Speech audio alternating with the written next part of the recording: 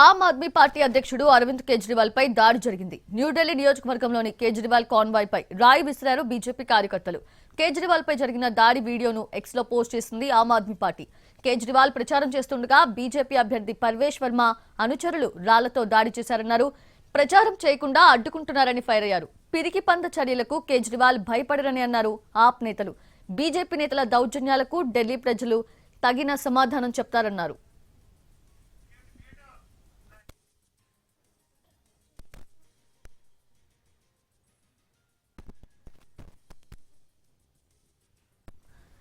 అయితే ఆమ్ ఆద్మీ పార్టీ ఆరోపణలను BJP ఖండిస్తోంది. BJP కార్యకర్తలను కేజ్రీవాల్ వాహనం ఢీకొట్టిందని, ఈ ఘటనలో 2 కార్యకర్తలు గాయపడ్డారన్నారు. హాస్పిటల్లో చికిత్స పొందుతున్న వారిని బీజేపీ అభ్యర్థి పర్వేష్ వర్మ పరామర్శించారు.